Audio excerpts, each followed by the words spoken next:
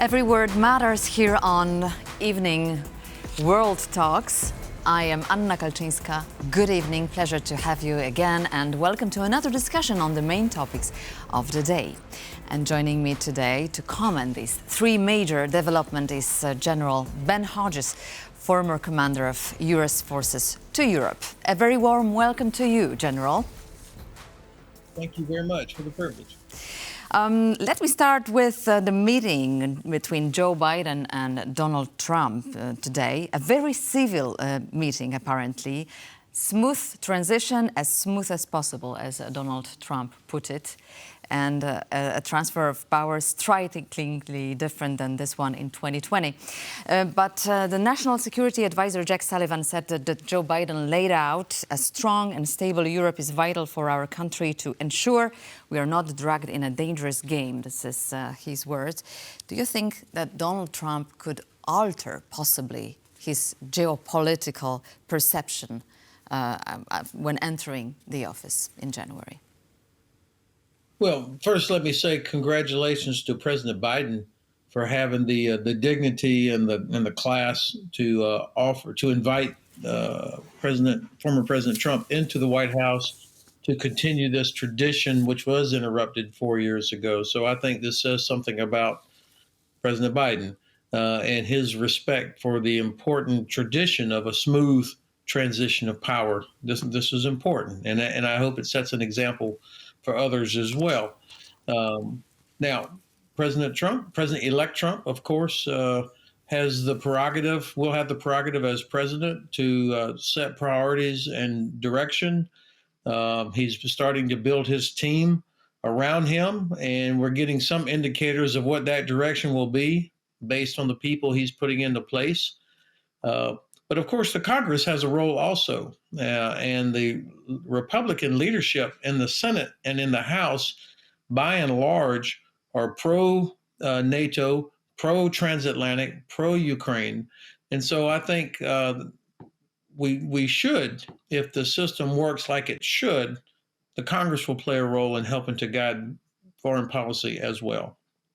Exactly. We keep on asking about this change in the White House. Understandably, nothing can be said for certain about the course of the foreign policy of the new administration, yet the threats remain the same and have not weakened. So what do you expect to happen with the new Secretary of State, Marco Rubio, and Donald Trump taking the lead?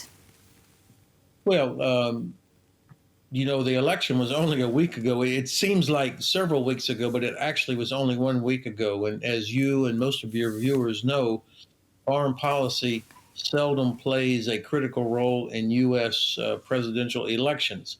But then what always happens is that after the election and the presidents are in place, foreign policy typically moves to the front of their priority list. So I think we're going to find out very quickly what a Trump administration foreign policy will look like, and House Senator Rubio, assuming he is confirmed as the Secretary of State and the team that he builds around him, we're going to find out.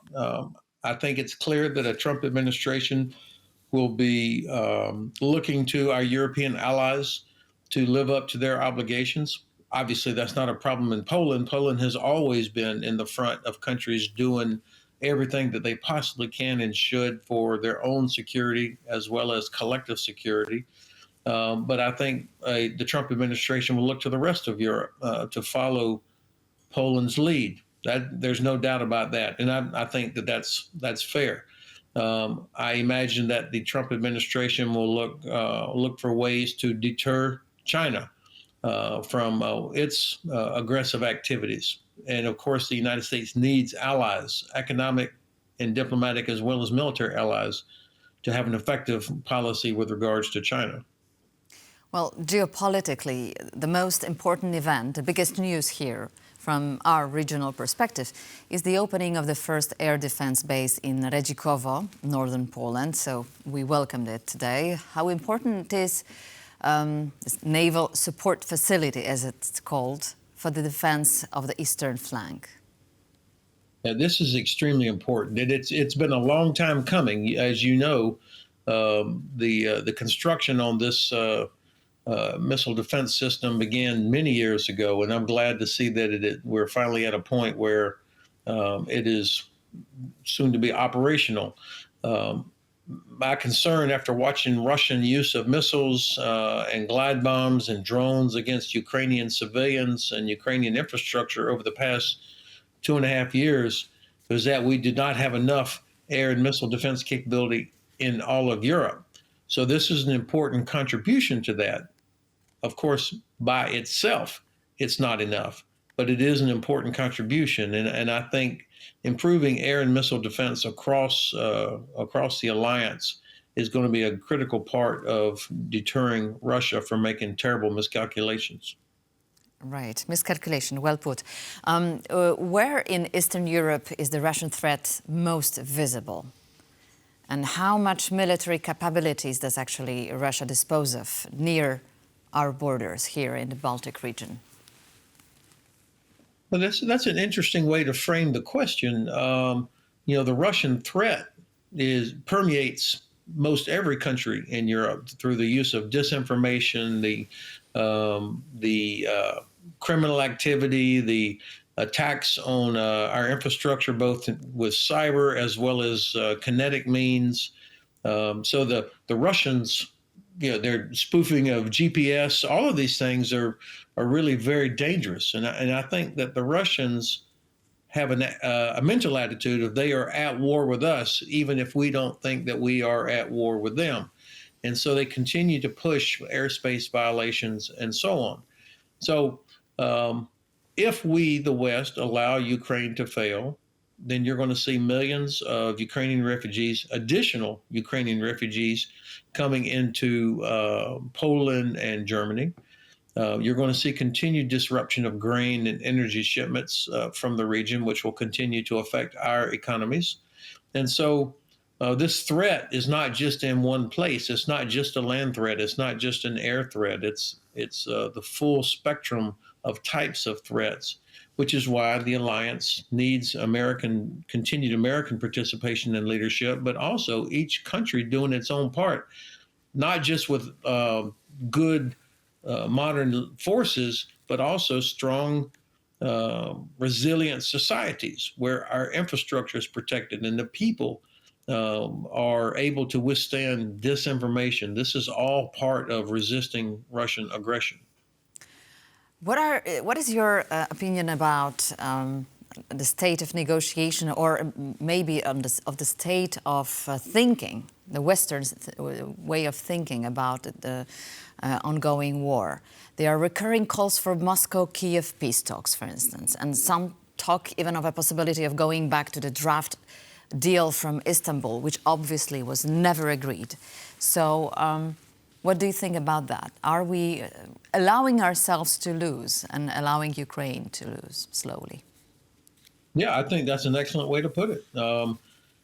After almost 11 years, with Russia having every advantage, they still only control about 20% of Ukraine.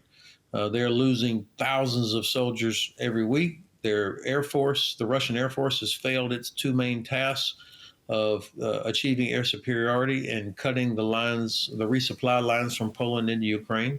The Black Sea Fleet has been defeated in the Western Black Sea. Russia's defense industry is in deep trouble.